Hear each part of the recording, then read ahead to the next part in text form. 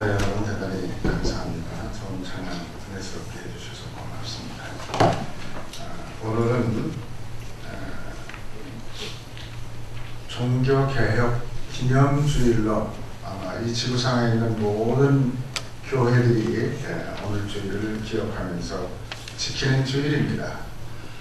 그리고 종교개혁이 일어난 지 실제적으로 499년째입니다. 내년이면 500년인데 우리나라는 지난 1월 달부터 기독교 신문에 보면 종교개혁 500주년을 계속 얘기하고 있어요. 지금 499주년인데 현재 우리가 종교개혁을 생각하면서 지금 우리가 고쳐야 될 건 뭔가 이런 데 초점을 맞추고 얘기를 해야 되는데 내년도 500주년 기념식 할 생각만 하고 앉아있어요. 정말 답답한 일일 수밖에 없는 이런 상황에 오늘 우리 교회는 제가 여기 제목 붙인 대로 계속되는 종교개혁 이런 주제를 가지고 이 짧은 시간에 우리 창신교회 교인들만이라도 정말 우리가 이 시점에서 고쳐야 될 것은 무엇이고 나도 바로 잡아야 될 일이 있다면 무엇일까를 생각하면서 은혜 받는 시간을 가지려고 합니다. 이거 왜 안 돼도 안 넘어가요?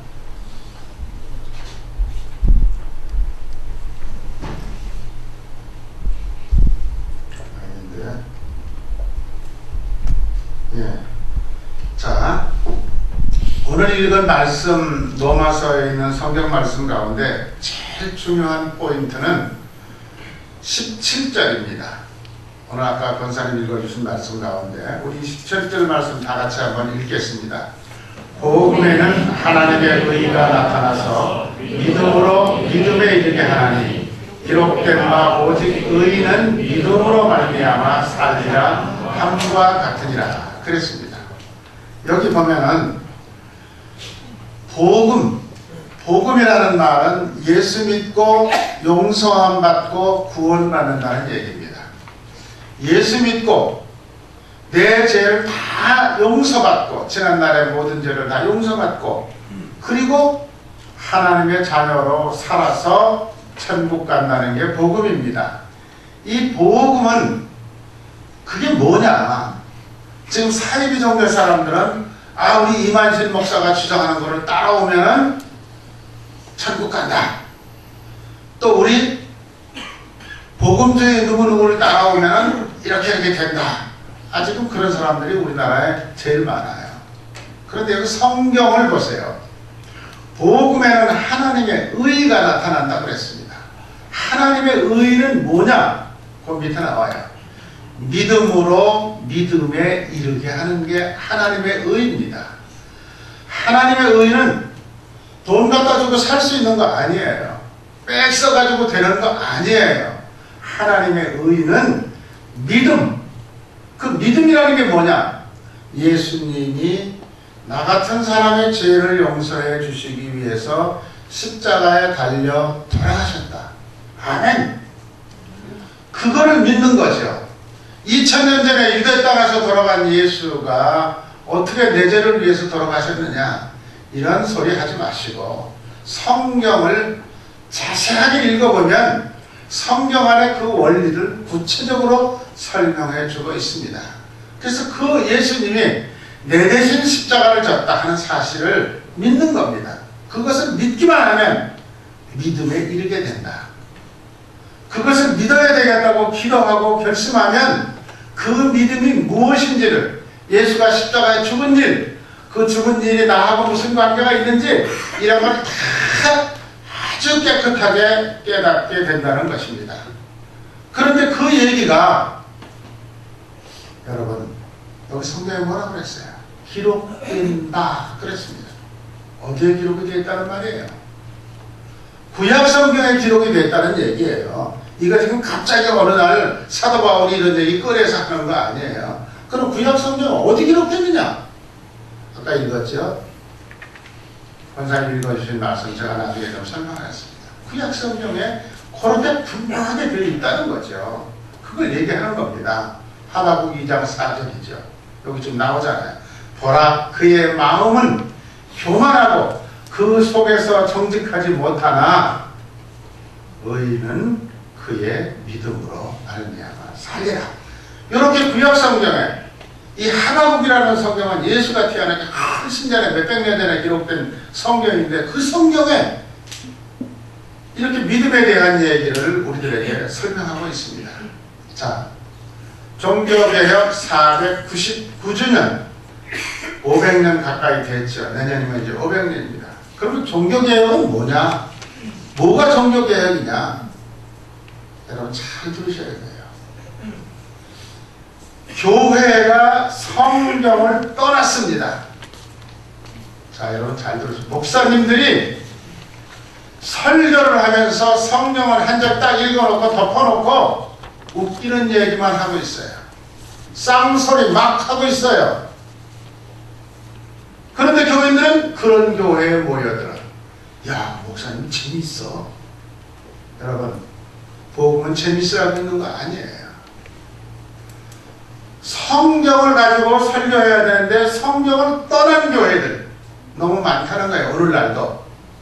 여러분들 스스로 한번 생각했어요. 우리 장신교회는 성경대로 예수 믿고 성경대로 교회를 통치하고 성경대로 우리가 교제를 이루고 있는 교회인가? 나는 그럼 어떤가? 이런 것도 우리가 생각해야 돼요. 성경을 떠나서 변질되어 가는 제도. 여러분, 성경을 떠나서 변질되어 가는 제도가 뭘까요? 오늘날 어떤 교회는 장로 안 뽑아. 왜 안 뽑습니까? 그러면 지난번 내가 다른 교회에서 목회할 때 장로들 때문에 너무너무 힘들었기 때문에 앞으로 장로 절대 안 뽑겠다. 성경적인가요? 아니에요. 그런데 그런 교회 사람들이 뭐 있단 말이에요 또? 이런 제도를 어떻게 해야 될까요? 여러분, 성경을 떠나서 변질되어가는 제도를 가지고 있는 교회들 그 시대에도 500년 전에도 많이 있었지만 지금도 있습니다. 목사들을 그 다음 교회의 목사로 세우는, 담임 목사로 세우는 목사 세습제도 성경에 있나요? 없습니다. 저는 아들이 목사가 아니니까 이렇게 큰 소리 치는 거 아니에요. 제 아들이 만약 목사라고 하더라도 저는 추워도 그런 생각 없어요. 목사 교육 시켜놨으면 지가 알아서 가는 거예요. 자, 이런 제도, 그 다음에 성경 말고도 누구누구의 말만 들으면 구원받을 수 있다라고 하는 교회 질서를 어지럽게 하는 사이비 종교 집단들, 그런 걸 고치자는 거예요. 다 뜯어 고쳐가지고 다시 이 성경책 안으로 들어와자. 그게 종교개혁의 한마디로 말하면 개혁의 초점입니다. 고린도후서 2장 17절 여기 한번 보세요. 우리는 수많은 사람들처럼 하나님의 말씀을 혼잡하게 하지 아니하고, 그러니까 성경의 말씀을 혼잡하게 막 뒤섞어가지고 지멋대로 떠드는 사람들이 여기 성경에 뭐라고 그랬어요? 수많은 사람들. 한 사람 두 사람이 그러는 게 아니에요. 수많은 사람들이. 아무리 숫자가 많아도 기독교의 복음의 진리는 한 사람이 주장하더라도 성경대로 주장하면 yes, 오케이. 아무리 많은 사람들이 고집을 부리고 그리 몰려가더라도 다수결 원칙에 의해서 진리를 정하는 것은 기독교의 근본이 아닙니다. 여러분 이걸 알아요. 혼잡하게 하지 아니하고 순전함으로, 깨끗함으로 이 성경에 있는 말씀 그대로 하나님께 받은 것 같이 하나님 앞에서와 그리스도 안에서 말한다. 사도 바울이 무슨 얘기를 할 때 사도 바울이 정신 나간 사람이라고 욕하는 사람들이 그 시대에도 많이 있었습니다. 사도 바울을 죽이려고 따라다니는 사람들까지도 있었어요. 저놈만 죽여버리면 우리가 아무 문제 없이 잘 해나갈 수 있을 텐데. 여러분 우리나라에도 있잖아요. 여러분 잘 아실 거예요. 어저께도 저기 주기철 김현 목사님 기념관에 가서 탁명한 소장이라는 사람, 사이비 종교만 전문으로 파헤쳐가지고 글을 쓰는 목사님이었어요. 저분은 참 아주 가까운 그런 친한 목사님이었는데, 그 목사님 제가 멜버서 목회할 때 저희 집에 오셨어요. 오셔서 한 일주일 같이 우리 집에서 같이 잠자고 있다가 한국에 가시면서 목사님 언제 한국 올 거예요? 나 언제 간다 그랬더니 그럼 그때 만납시다. 한국으로 돌아와서 3일 만에 죽었어요. 차에서 딱 내려가지고 집으로 들어가려고 하는데 어떤 괴한들이 와서 칼로 찔렀어요. 왜 그랬을까? 왜 그랬을까? 자기들의 불의한 방법을 파헤치니까 저놈만 죽이면 괜찮을 거라고 생각을 한 거죠. 지금 그 탁명한 목사님의 아들 탁지일 교수가 부산 장신대에서 기독교 역사를 가르치는 아주 유명한 교수입니다. 그 다음에 그 둘째 아들 탁지원이가 자기 아버지가 하던 일을 지금 사이비 종교 파헤치는 일을 지금도 계속하고 있습니다. 참 이 시대에 사명을 가지고 일하는 사람들이에요. 다른 사람들은 겁이 나서 말도 한마디 잘 못하는데 정면으로 가서 부딪혀가지고 파헤쳐가지고 공개하는 그래서 어느 정도라도 사이비 종교를 없애야 되겠다고 결단하고 사는 사람들이죠. 그런 사람들이 우리나라에 너무 많아요. 자, 그럼 지금은 놔두고 500년 전으로 돌아가자고요. 500년 전에 돌아가면 중세 교회 1500년 전까지 이 지구상에 있는 하나님의 교회는 전부가 카톨릭 교회였습니다. 다른 교회는 없었습니다. 그 카톨릭 교회는 성경 중심의 복음에서 멀리 떠나기 시작을 했습니다. 어떻게 떠났느냐? 교황 절대 무호설. 교황이 절대적으로 요만큼도 잘못된 일이 없는 확실한 어른이다. 그분이 하시는 말씀은 곧 성경과 똑같다. 여러분 지금 만일 대한예수교 장로회 총회장이 하는 말씀은 하나님의 말씀과 똑같다. 그러면 아마 우리나라는 난리 날 거예요. 그 다음에 성직자들의 특권. 성직자들은 정치와 결탁을 해가지고 특별한 권리를 가지고 있었어요. 자, 여러분, 목사가 특별한 권리를 가지면 어떻게 되겠어요? 말도 안 되는 소리예요. 목사는 그저 하나님의 말씀을 잘 가르치고 교인들을 잘 섬기는데 본때 있게 모범을 보여야 되는 사람이지 특권을 누리는 사람이어서는 안 된다는 거예요. 그런데 여러분, 우리나라 교회 가운데 지금 특권을 누리는 목사들 참 많습니다. 교인들이 1년에 수천억 헌금을 하는 교회가, 제가 그 교회 장로님 보고 권사님 보고 물어봤어요. 당신들 목사님 월급 얼마나 줘? 우리는 그런 거 보고 안 합니다. 그거 아는 교회는 아무도 없습니다. 보고도 안 한대. 모르는 거예요. 이게 뭐예요? 큰 교회의 담임 목사라고 하는 것을 가지고 특권을 누리고 있는 거죠. 그런데 중세교회의 카톨릭 신부님들이 이런 특권을 가지고 정치에도 관여하고 교회 모든 행정을 자기 멋대로 하는 그런 시대가 있었다는 거죠. 그 다음에 성직의 매매. 너 신부 되고 싶어? 성직자가 되려고 하면 정상한 과정을 거쳐서 공부를 하고 하나님 앞에 서약하고 그런 과정을 거쳐야 되잖아요. 그런데 돈 받고 샀다는 거예요. 돈 받고 팔았다는 거예요. 여러분, 참 부끄럽습니다. 우리나라에도 지금 이런 일이 있어요. 아주 공공연합니다. 교회의 전통, 우리 교회가 과거부터 이렇게 해왔습니까? 지금도 해야 돼. 아니고 과거부터 하셨다고 하더라도 그건 틀린 건데요. 무슨 소리 해? 종교재판이라는 걸 만들어가지고 그냥 벌을 준 게 아니에요. 중세 교회를 보면은 장작대비를 쌓아놓고 교회 마당에서 불을 질러가지고 화장을 시켜버렸어요.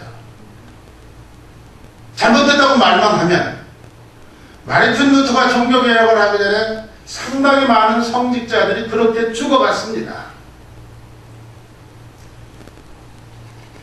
교회에 대한 충성.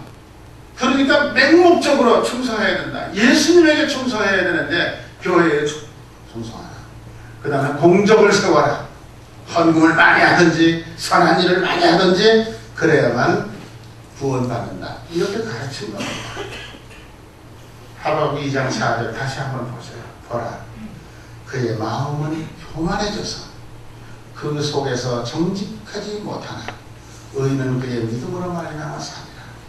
중세교회의 교회를 좌지우지하던 교회 지도자들이 정직하지 못했어요. 교만해졌어요. 그래서 주만대를 했어요. 그거를 성경은 얘기하고 있습니다. 자, 이 사람 누굽니까? 마르틴 루터라고 하는 사람입니다. 이 마르틴 루터는 어떤 사람이냐? 여러분, 지금까지 여러분들이 너무너무 잘 아셔요. 1483년에 태어난 사람이에요. 독일에서.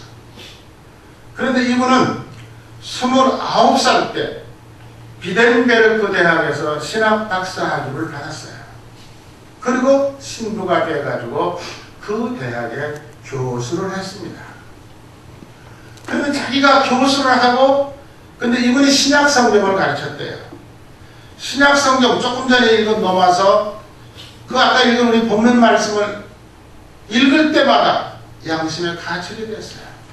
성경에는 분명히 믿음으로만 의롭게 된다고 했는데 교황의 말을 잘 들어야 의롭게 된다.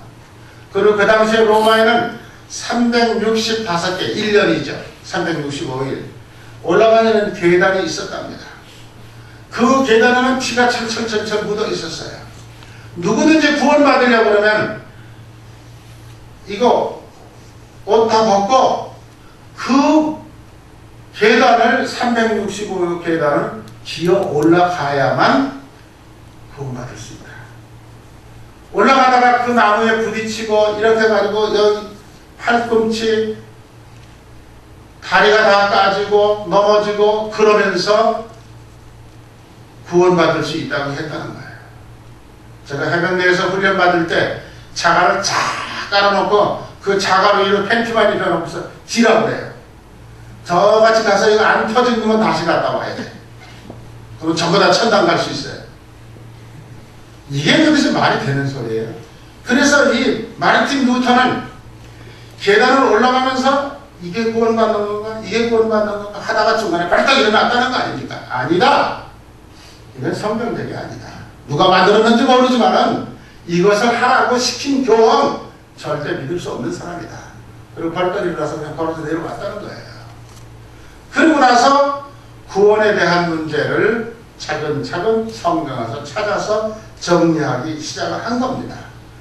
그래서 그 결정적인 단서가 된 성경 말씀이 아까 읽은 로마서 1장 17절의 말씀이고, 그 17절 말씀에 나오는 구약 성경의 얘기가 하다고 1장 2장 4절의 말씀이에요.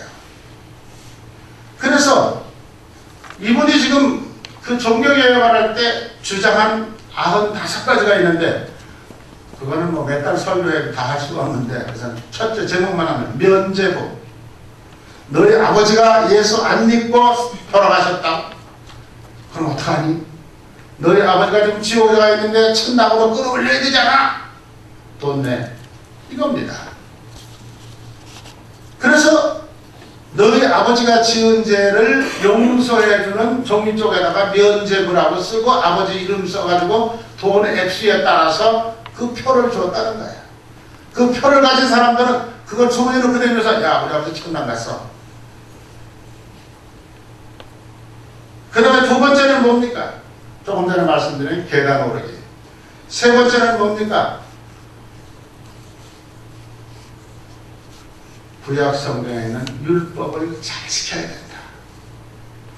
율법을 지키는 것에서 구원받을 수 없다고 예수님은 분명히 말씀을 하셨는데도 불구하고 구약 성경에 율법을 잘 지켜야 된다. 그 다음에 공로를 세워야 된다. 선한 일을 해야 된다. 이거는 구원받는 조건 아니다.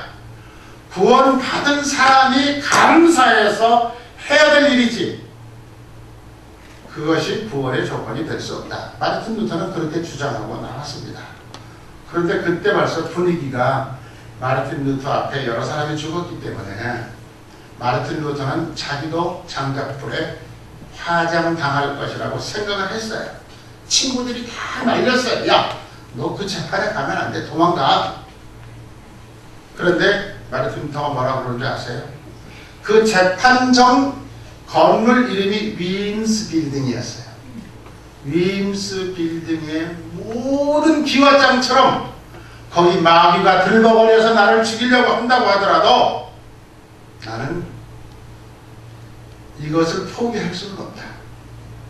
하나님이 나와 함께 하시니 나는 그 길로 가겠다. 그리고 당당하게 걸어 들어가서 재판을 받았어요. 근데 이상한 일이 일어났어. 그 전에는 마르틴 루터처럼 이렇게 크게 소리 지르는 사람도 없었어요. 그냥 이건 틀리지 않았습니까? 이거 안 됩니다. 이런 사람들 다 죽였는데 마르틴 루터는 아예 공개적으로 95가지 캐톨릭 교회가 잘못하고 있는 거 썩으치고 한번 얘기해 볼 사람이 있으면 나오시오. 아무도 안 나왔어. 그리고 무조건 재판에 넘겼죠. 그런데 그 재판정에서 이 95가지가 네가 양심적으로 증언한 것이냐? 이게 맞습니다. 이거 포기할 수 없느냐? 이건 하나님의 말씀이고 성경을 근거로 해서 만든 것이기 때문에 절대 포기할 수 없습니다. 그럼 사형시킬 줄 알았는데 신부직 박탈, 캐톨릭교회 출교 이래서 내쫓은 거예요. 그래서 그때부터 새로운 교단이 생기기 시작을 한 겁니다. 자, 이렇게 해서 마르틴 루터는 자기의 주장을 주장하면서 새로운 삶을 살기 시작했어요. 그 마르틴 루터가 주장한 내용을 다시 정리하면 한 서너 가지로 크게 하나님의 말씀인 성경을 찾았다. 성경의 가르침만이 모든 교회 그리고 모든 일의 기준이 될 수 있다. 그리고 옳고 그르냐 하는 것을 판단하는 것도 성경이다. 그래서 그 이후로부터 마르틴 루터 이후로부터 모든 교회는 모든 일은 오직 성경, 오직 성경입니다. Only Bible. 이 성경을 찾았다는 얘기를 하고 있는 것입니다. 이게 그 마르틴 루터가 태어난 고향에 있는 하이스레벤의 루터 기념관이에요. 그 동네에 태어난 동네에 우리 여기 손양원 목사님 기념관이 있듯이 이런 기념관이 만들어졌습니다. 얼마나 고풍스럽고 잘 만들었는지 그 기념관 앞에 이렇게 써 있답니다. 성경은 예수 그리스도의 말씀이자 루터의 가르침이니 폐할 법이 없느니라. 루터의 제자인 신학자 칼 바르트라고 하는 사람은 성서 안에서 교회를 찾았다. 독일의 유명한 2차 대전 때 순교한 보네퍼 목사님은 성경 안에서 세속을 찾았다. 그러니까 교회 안에서나 교회 밖에서나 인간들이 가장 소중하게 생각하고 교훈으로 삼아야 할 텍스트북은 오직 성경뿐이다. 그런 얘기예요. 그러니까 성경이 얼마나 소중한 책이냐 하는 것을 알 수가 있죠. 두 번째는 사람이 하나님 앞에서 제사함을 받고 의롭게 되는 것이다. 하나님 앞에서 제사함 받고 의롭게 되는 것이지 계단 올라간다고 제사함 받는 거 아니다. 돈 많이 내고 그 표 산다고 되는 거 아니다 하는 얘기죠. 그럼 하나님 앞에서 제사함을 받는다는 얘기는 무슨 뜻이냐? 믿음 가지고 있으면 되는 거다. 예수가 나의 죄를 용서해 주시기 위해서 십자가 지셨다. 그 십자가의 공로를 확실하게 믿습니다. 그렇게 믿으면 그 다음 의심되는 모든 문제들은 그 믿음 안에서 술술술 풀려가면서 아멘 아멘 아멘 하게 된다는 거예요. 그게 성령의 역사예요. 그리고 로마서 아까 읽어드렸죠. 자, 갈라디아서 2장 16절 말씀 우리 같이 한번 읽습니다. 사람이 의롭게 되는 것은 율법의 행위로 말미암이 아니요 오직 예수 그리스도를 믿음으로 말미암은 줄 알므로 우리도 그리스도 예수를 믿나니 이는 우리가 율법의 행위로서가 아니고 그리스도를 믿음으로써 의롭다함을 얻으려 함이니라. 율법의 행위로서는 의롭다함을 얻을 육체가 없느니라. 그렇습니다. 이것처럼 더 클리어하고 확실한 말씀이 어디 있겠어요? 자, 세 번째는 우리의 구원은 중보자이신 예수 그리스도를 통해서 온다는 겁니다. 예수 그리스도를 통하지 않고 하나님만 믿는 종교가 있어요. 그걸 유태교라고 해요. 또 어떤 사람들은 내가 예수 그리스도다 라고 나와서 떠들고 다니는 사람들이 있어요. 그 사이비 종교라고 해요. 여러분 분명히 아셔야 돼요. 예수 그리스도 이외에 누구도 구원받을 수 있는 일을 우리에게 주신 일이 없습니다. 그러니까 예수 그리스도 앞에 내가 나서서 하나님께 기도하면 돼요.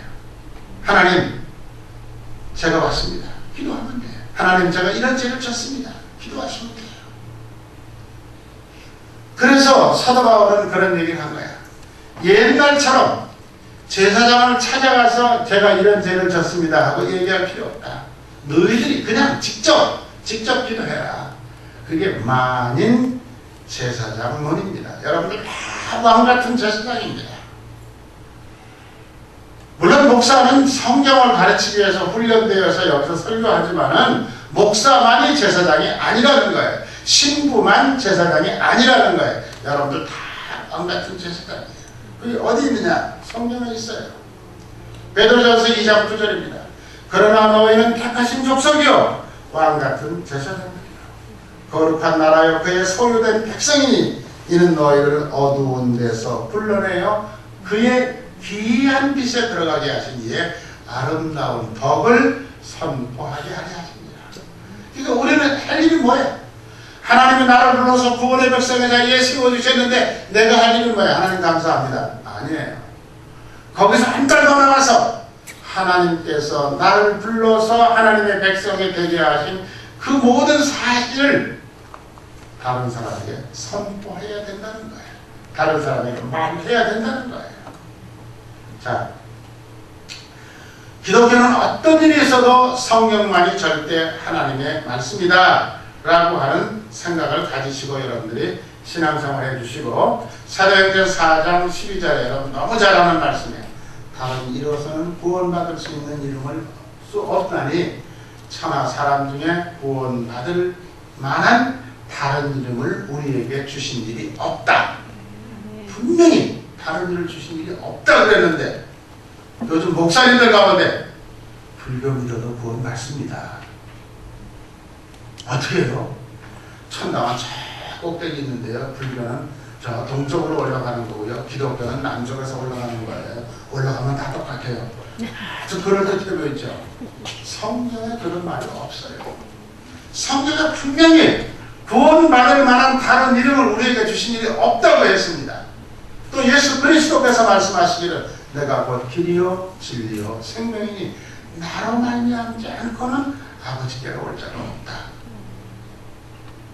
아이고 예수 믿는 사람들은 뭐 저들만 그 예수 참 웃기는 사람이야. 자기 거짓말 부려 이렇게 생각하는지 모릅니다.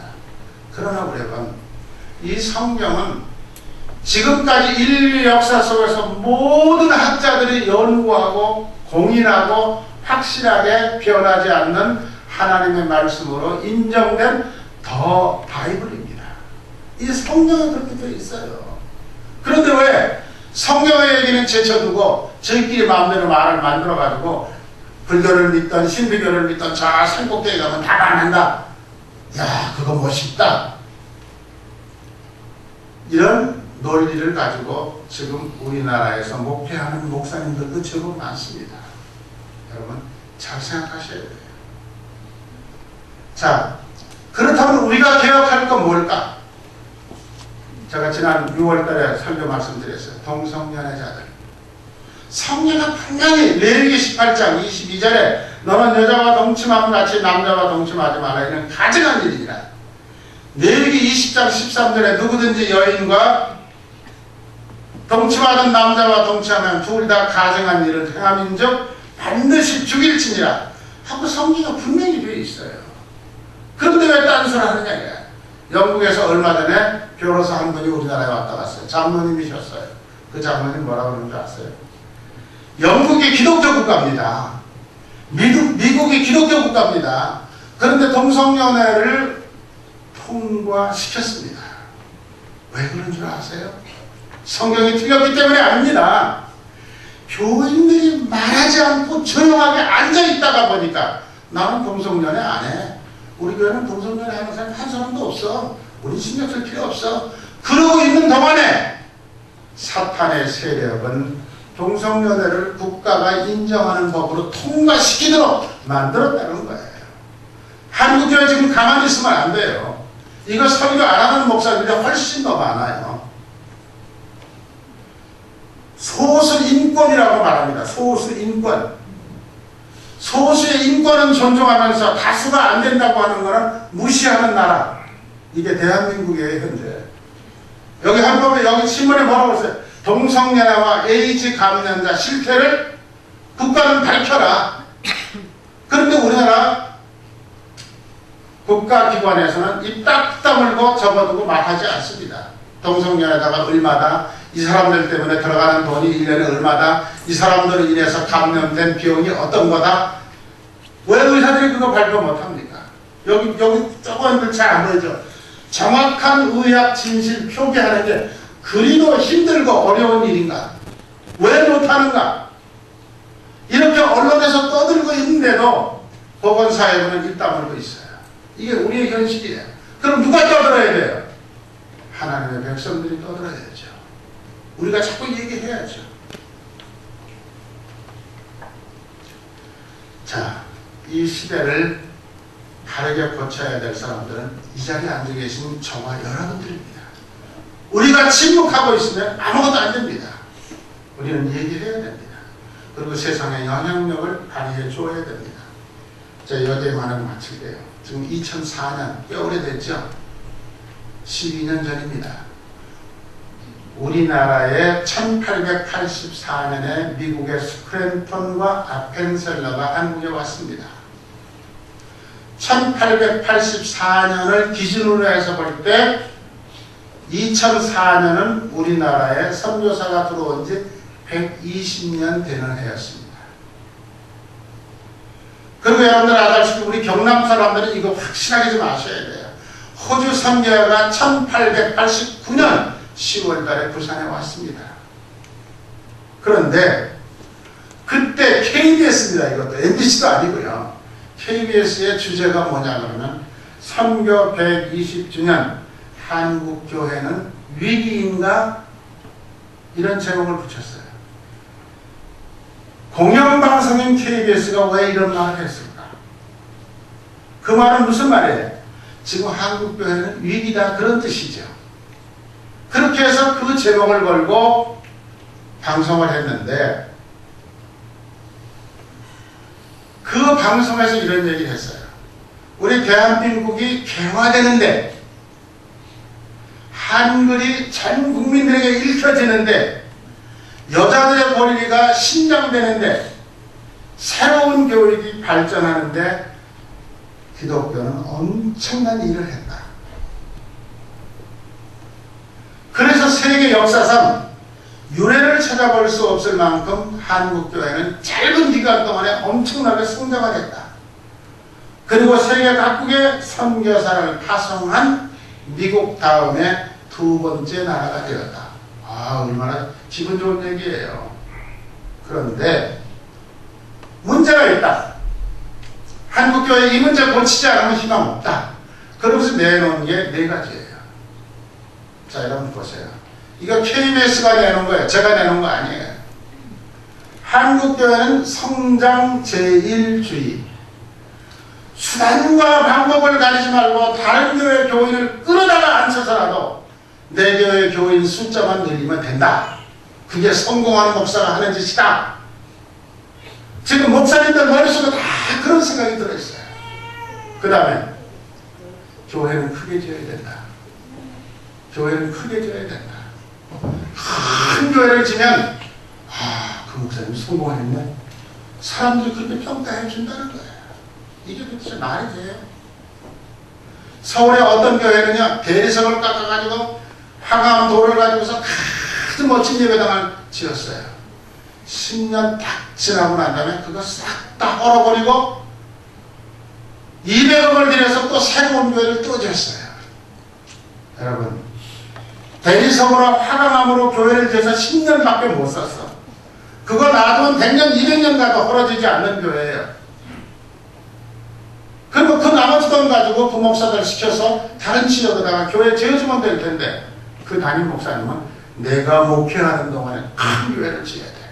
그래야 내가 성공한 목사가 되는 거야. 여러분 어떻게 생각하세요? 그 다음에 두 번째, 목사의 세습이라는 얘기 아까 제가 했죠. 이건 이제 우리나라 교회마다 법으로 다 만들었어요. 앞으로 세습하지 말자. 무슨 소용이 있어요? 지금도 세습하는 목사들이 있어요. 노회에 있는 목사들 다 입다물도록 만들어 놓고 지금도 세습하는 목사들이 있단 말입니다. 자기 아들에게 그 좋은 자리 물려주기 위해서, 다른 사람에게 주기는 아까워서. 참 답답해요. 그 다음에 세 번째, 제왕적 목사. 목사는 섬기는 사람이어야 되고, 목사는 가난한 자리에 내려가야 되고, 목사는 모든 걸 포기하고 낮은 자리에 무릎 꿇을 수 있어야 되는 게 목사의 모습인데, 왕이야, 왕. 어떤 교인이 제가 시드니에서 목회할 때 한국에서 이민을 왔어요. 신방을 가겠다고 그러니까 오지 말래. 참 이상하다. 왜 신방을 가겠다는데 오지 말라고 그럴까? 그런데 그 집하고 가까운 권사님이 있어서 제가 물어봤어요. 권사님, 그 집이 새로 이민 와가지고 어려운 일들이 참 많을 텐데, 그래서 제가 신방 가서 기도해주고 어려운 일 있으면 제가 쫓아다니면서라도 해결해 줄 수 있는데 한번 좀 물어보세요. 그랬더니 목사님, 그게 아니고요. 그분이 한국에 있을 때 다니던 교회는요, 담임 목사가 신방 오면 봉투에다가 200만 원, 300만 원 담아줘야 된대요. 그래서 못한대요. 자, 이거 누가 다 이렇게 만들었어요? 그게 제왕적인 목사가 하는 짓들이에요. 지금 서울에 그런 교회 많아요. 담임 목사는 신방도 안 다녀. 다 부목사 시켜버리고 자기 놀아. 골프 치고. 그 다음에 아까 얘기했죠. 불투명한 재정 운영. 우리 창신교회는 얼마나 투명합니까? 어디 모여쓰고 다 여러분들에게 보고하고, 질문 있으면 질문하세요. 증명서 보여달라고 하면 다 보여드릴 준비 다 하고 있어요. 왜 교인들이 헌금한 돈을 목사가 지 마음대로 쓰고 교인들에게 발표도 안 하고 있는 이런 교회, 그런 교회를 다니면서 나는 큰 교회 다니고 있어. 그 다음에 마지막으로 자격이 부족한 목사가 많다.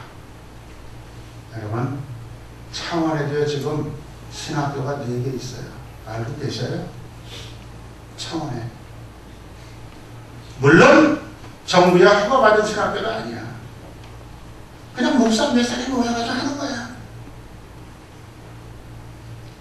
자, 이런 일들 여기 국민일보에 나왔어요. 며칠 전에 나온 신문에 넘치는 목사, 발등의 불, 신학대 정원 감축에 나서라. 너무 많아 지금. 그냥 아무나 다 뽑아놓고 줄이는 방법이 뭡니까? 교회는 자꾸 줄어들고 있는데 목사는 매년, 그러니까 우리 창신교회가 목사 구한다고 그러는데 65명이 나왔잖아요. 우리 65명은 아주 적은 거예요. 다른 교회 제가 목사는 부르는데 자기네 교회는 다른 목사 구하는데 과한 했더니 300명이 모였대. 이게 뭐 하는 짓들인지 모르겠어요. 어쨌든 간에 이런 얘기를 우리 목사들이, 우리 교인들이 앉아서 하는 게 아니라 KBS 방송국에서 여론조사를 해가지고 이런 얘기를 들춰내고 있습니다. 이게 우리의 현실입니다. 이런 거 여러분, 저 지태 목사 괜히 열을 내고 있어 그러지 마시고요. 우리 교회가 안 고치면, 내가 안 고치면 안 고쳐집니다. 각오하시고 고칠 준비 하셔야 돼요. 500주년 기념 행사 한다고 지금 방송 들어보니까 뭐 기념 메달을 만들어서 팔겠습니다. 하고 싶은 사람들은 지금 미리 주문하십시오. 매일 방송 나와요. 500주년 기념 메달 사서 뭐 할 거예요? 500주년에 우리가 고쳐야 될 게 뭔 거를 이렇게 좀 분명하게 내놓고 방송해 줄 수는 없는지. 기념 메달 만들겠다. 기념 우표 만들겠다. 살 사람 미리 연락해라. 참 한숨들 부족하지 없어요. 자, 여러분, 요한계시록에 7개의 교회가 나와요. 그 교회 가운데 에베소 교회라는 교회가 있어요. 거기에 성령께서 뭐라고 말씀하시냐면, 내가 시키는 그 말씀대로 너희들이 돌이키지 아니하면 촛대를 옮기겠다. 촛대를 옮기겠다는 말 무슨 말이에요? 성령께서 너희 교회는 버리고 떠나겠다 그 말입니다. 자, 이 시간에는 우리 교회가 지금까지 풍성기도 이런 거 잘 안 했는데 잠깐만이라도 좀 한번 했으면 좋겠어요. 나 자신의 신앙생활 중에서 고쳐야 될 게 있다면 뭘까? 이거 다른 사람하고 얘기할 거 없어요. 내가 스스로 생각하면 돼. 우리 교회에, 창신교회에 고쳐야 될 점이 있다면 뭘까? 그 다음에 조금 전에 말씀드린 대로 한국교회는 이 4가지를 뭐 수도 없이 많지만 우선 KBS 방송국이 지적한 대로 이 4가지만은 우리가 스스로 고쳐나가도록 하나님 앞에 통성으로 기도해야 되겠다. 그냥 이렇게 기도합시다. 그러고 넘어가면 뭐 기도하시는 분들도 계시겠지만 또 안 하세요. 그러니까 이 시간 한 3분 동안 제가 시간을 드리겠습니다. 이런 제목들을 눈 뜨고 보시면서 하셔도 돼요. 보시고 기도하시고 보시고 기도하시고 그래서 한 3분 우리가 정말 소리를 내셔도 좋고 안 내셔도 좋아요. 소리 내면 더 좋고 해서 하나님 앞에 기도하고 그리고 제가 마무리 기도하고 마치도록 하겠습니다. 다 같이 기도하시겠습니다. 피아노 같이 좀 적은 소리도 좀 해주세요. 자, 우리 한번 기도합니다. 하나님, 우리가 정말 하나님 앞에 부끄럽기 짝이 없습니다. 고쳐야 할 일들이 너무너무 많이 있습니다. 내 자신부터 예수를 믿노라고 하면서 10년 믿었고 20년 믿었고 30년 믿었습니다. 그런데 그냥 교회 전통을 따라서 적당히 예수 믿으면서 적당히 신앙생활해온 우리들의 잘못을 주님 용서해 주시옵소서. 성경대로 돌아가기를 원합니다. 성경의 가르침을 받은 대로 돌아가기를 원합니다. 오 주여 도와주시옵소서. 그리고 나의 신앙생활 속에서 성경의 말씀을 따라서 신앙생활하지를 못했습니다. 내가 좋아하는 사람만 좋아하고 내가 듣기 좋은 말씀만 들었습니다. 그리고 이웃을 사랑하라고 분명히 가르쳐 주셨는데 이웃도 사랑하지 못했습니다. 주님 용서해 주시옵소서. 주님 도와주시길 바랍니다. 우리 창신교회를 여기 세워진 지 20년이 되었습니다. 우리 교회가 지금까지 20년 동안 지나오면서 하나님의 법도를 떠나서 정치하거나 하나님의 법도를 떠나서 사람을 선출하거나 하나님의 법도를 떠나서 교회를 운영한 적이 있다면 주님 우리가 무엇이 잘못되는지를 깨닫게 하여 주시옵소서. 주님 도우시길 원합니다. 그래서 온 세상 교회가 다 잘못되더라 우리 장신교회가 이 지역에 소금이 되게 하시고 빛이 되게 하시고 능력 있는 말씀의 증언 교회가 되게 하여 주시옵소서. 성령만을 붙들고 살아가는 교회가 되게 해 주시옵소서. 그리고 우리나라 대한민국의 모든 교회들 잘 교회도 많지만 참 어렵고 힘든 교회들이 너무너무 많습니다. 일반 방송국에서 믿지 않는 사람들의 눈을 통해서 교회가 지적을 당하고 있습니다. 하나님 이런 거 우리 어떻게 하면 좋을까요?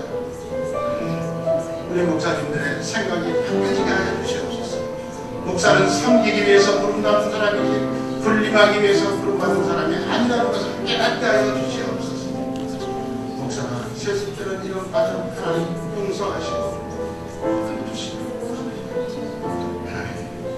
모든 교회들이 교인들의 헌금한 그 재정을 하나님 나라 확장 사업에 바르게 쓸 수 있도록 지혜를 주시옵소서. 너나 나나 그저 목사가 되겠다고 떠들고 다니는 사람들이 참 많습니다. 정말 하나님께서 나를 부르셨는지 다시 한번 물어보는 그런 시간을 갖게 해주시기 바랍니다.